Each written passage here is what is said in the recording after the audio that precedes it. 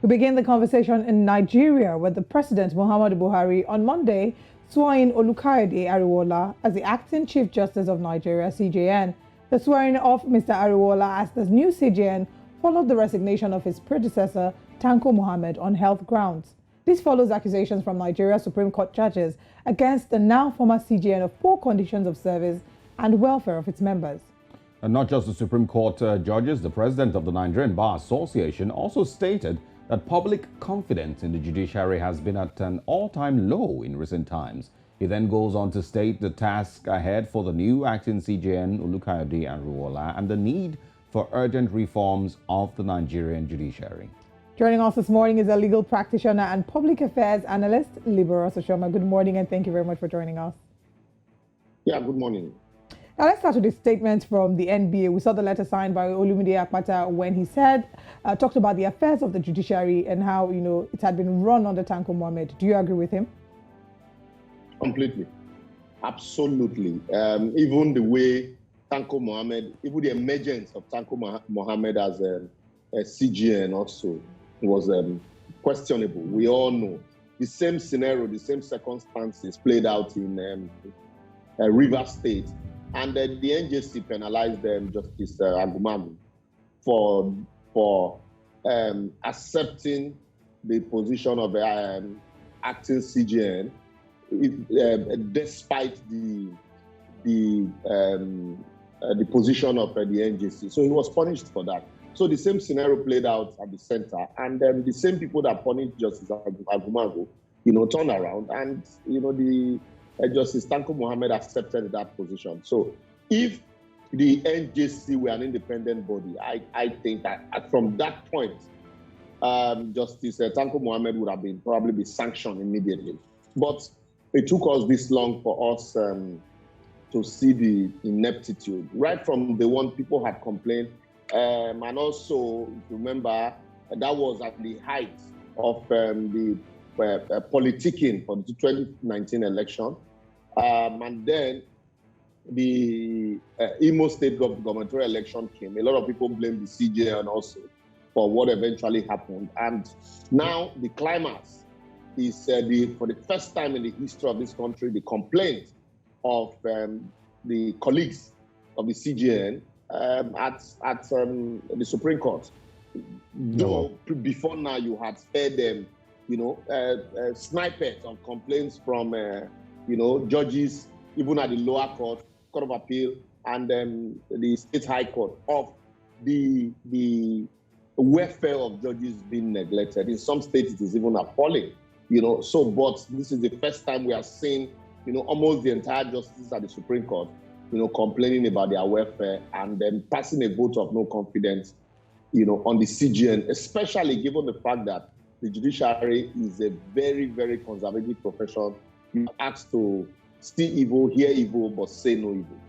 All right, let's move on, and talk about the political angles. There's stories about how the CJN was allegedly forced out, as reported by one of the national dailies. If you saw that story on the Daily Trust, do you think that there are political angles to this? And of course, remember in 2019, there was a controversial, kicking out of Walter Onoge. And of course, Tanko Muhammad stepped in. Now we're getting close to the elections again, and pretty much the same scenario is playing out. So, do you interpret any politics playing out, with this? No, Nigeria people will always want to spin, the narrative, no matter how crystal clear they are. The first question one would ask is, all of the allegations against the CJN, is there anyone that is a conjecture? Is there anyone that is not visible to the blind and audible to the deaf? One, the allegation of incompetence, allegation of corruption, allegation of a lack of welfare for the judges. So if all of these are prevalent and they are visible, the best thing that ordinarily anybody would do in the circumstance, despite the fact that we're in a country where we do not resign, would be to throw in the towel. But because I also would think that maybe because the powers that be, the same cabal that was referred to in that report, will probably not want to investigate these allegations And so the best thing would be, let the man honorably resign, and then everything will be swept under the carpet, and then a new CJN comes, and we'll return to status quo. You can also rule that out. But to think that the man is so good, and then to say that he's so good, and he was hurriedly pushed out, for me, that wouldn't be the narrative. The allegations are overwhelming anyway, so it was better for him to jump before he was pushed. So, and then there also another allegation that there had been, series of a peace meeting brokered between a former justice of the Court of Appeal, who is now an emir in the north, somewhere in Bauchi, and who is very close to the CJN, between the CJN and the justice of the Supreme Court, when the complaints, first, even before the complaints surfaced in the Court of Public Opinion. And then another thing, lastly on this point, I think because these people ordinarily, for the first time you see, I wouldn't want a situation where people will say this letter was leaked. I don't believe it was leaked. It was intentionally sent to the Court of Public Opinion, because understanding the dynamics of the era we are in, especially the Buhari government, the CJN ordinarily will be untouchable if these issues are not in the public domain.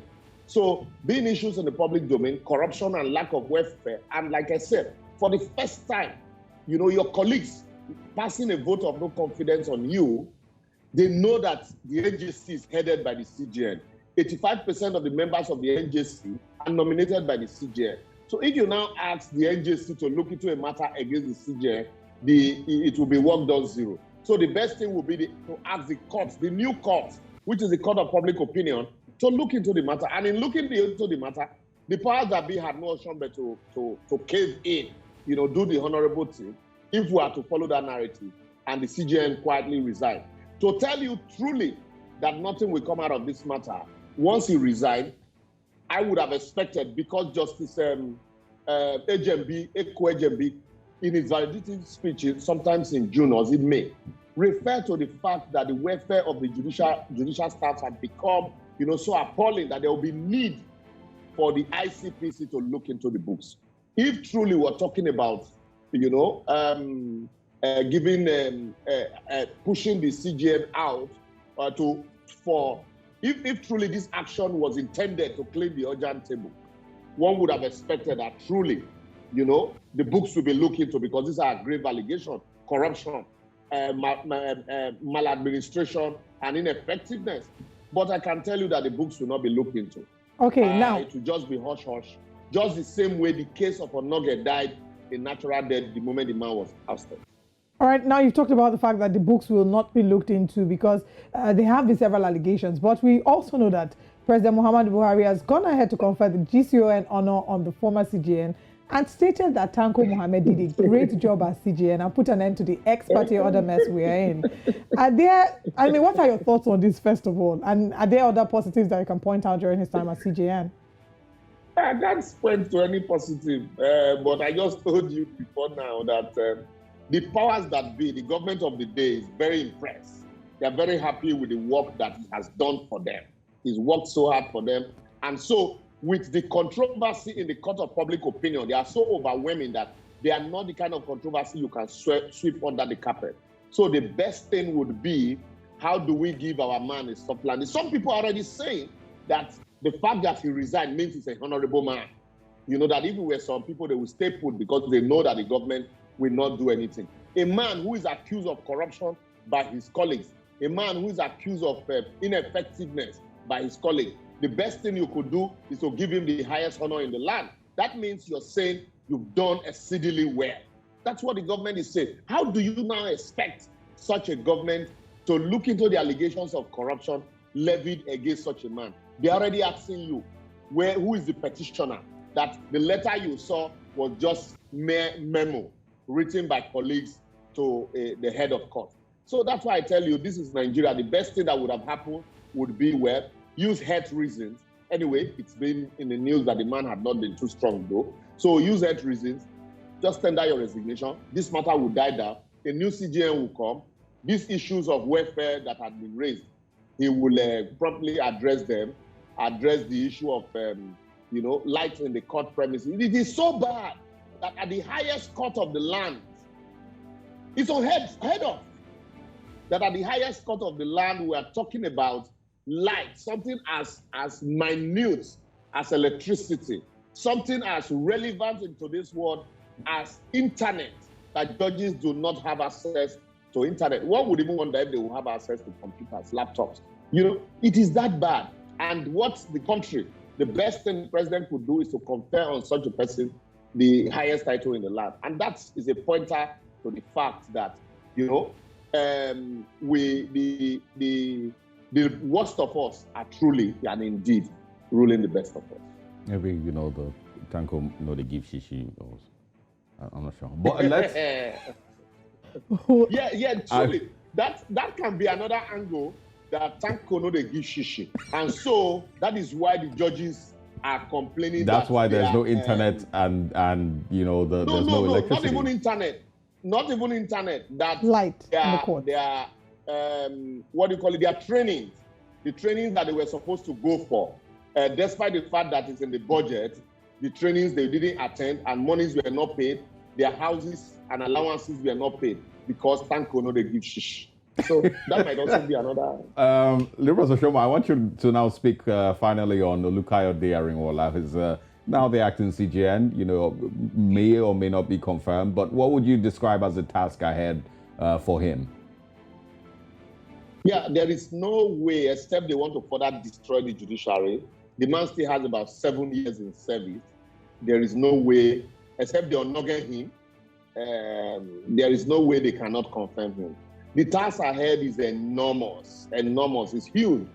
If you remember, when this government, sometimes in 2012, 2013, when this government was in opposition and the Justice Ayo Salami saga, one of the panacea raised by Alhaji Lai Mohammed, people like Professor Ishe Sage, was the fact that the NJC, the selection of the NJC rests squarely at the doorstep of the CJN, that there's need to actually decentralize the powers of the NJC, of the CJN, to selecting members of the NJC, and that will help the monitoring and discipline of judges. And then you've seen the Lagos model, the welfare of judges, taken seriously, and that will encourage, further encourage them, hard work and the rest. But today, the task ahead is so enormous that there's need for us to decentralize even the Supreme Court. Let me give you an instance. A land in Ubogui, for example, governed by customary law in Ubogui, such a matter will start from maybe the courts in magistrate courts in Ubogui and eventually get to the Supreme Court. What does the judges of the Supreme Court know about the customary law governing Ubogui? So these are some of the challenges. That is why you have a lot of cases piling up at the Supreme Court, apart from just the land matters that are the election, pre-election and post-election matters that are given a timeous hearing. Welfare of judges, the courts in some cases are jam-packed. Go to federal high courts in Lagos. It is like a cubicle. Judges, lawyers can't, litigants can't even enter the court. You see them hanging around outside like overcrowded lecture room in the university those days. So these are some of the challenges facing the CJN and, being the head of the judiciary, because both at the state level and at the federal level, it is this NJC, the federal government, that still appoints and discipline, judges from top to the bottom. So that's why the task ahead of the CJN, it's enormous. And I also like what the Supreme Court had, introduced, the novel ideas that have been introduced, which some ordinarily will require constitutional amendment to cure, but which they have been doing consistently using practice direction. And so there's need also to segment the courts. So you have professional courts, just like Lagos State model. You have the criminal division, you have a constitutional division, you have probate division. So it becomes easy for cases in these areas to move to be disposed of, timelessly. So these are some of the few challenges. And then discipline of judges. Appointment and discipline of judges is very key. How are they nominated and appointed? If you garbage in, definitely what you will have will be garbage out. So appointment of judges will need to revisit this appointment situation where appointment becomes who you know. Please, the bearer is from me, he will cope. And then he gets there. What he's after is about how to make more money, buy more houses in Abuja and, all of that. And then the moment the long arm of the judiciary is compromised, I can tell you that every other thing in the country will be compromised. And like we say here, the windmill of justice grinds slowly but surely. But we forget that justice delayed is justice denied. So we should find a way to have more hands to ensure that, the windmill of justice is not delayed but fast-tracked. Liborous, we will wrap up this conversation right after this question, which I want you to answer very quickly. And I'm asking this, of course, because you're a lawyer. And we know that the legal profession is one that can be referred to as maybe sober or private in some sense. And it's unfortunate or rather uncomfortable that these kind of conversations that should have been done in-house have now come out to public domain. We've seen how the NBA has now had to speak about this very publicly. We have the NBA conference coming up in about a month or 2 months, in August, I beg your pardon. How would you rate so far the performance of the NBA in terms of, holding officials of the judiciary to account, and what are your expectations? We know that these conversations that we're having will come up at the NBA conference. Do you expect to see like really drastic change after the conference?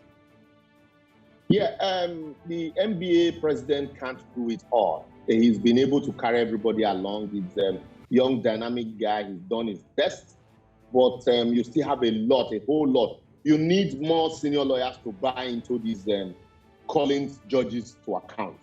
The more senior lawyers buy into it, the better for the judiciary. But a lot of senior lawyers, maybe for fear of the repercussion, have been very reticent when it comes to this issue. Look at the hijab judgment of the Supreme Court, for example. It took only one man riot. Malcolm, the human rights advocate Malcolm, consistently had been at the forefront, just like you have Sarah, fighting this cause. You really not heard the voice of senior lawyers either condemning or appraising this judgment. And so when there are allegations like this, there's need for lawyers, especially now that the justices of the Supreme Court have given a pointer to the fact that we can no longer just keep quiet to grave allegations such as this. There's need for more senior lawyers to also come out, all right, and give a direction on the way to go. All right, thank you very much for your time this morning. Very interesting discussion. Totally enjoyed your perspectives. Looking forward to speaking with you again, as always. My pleasure.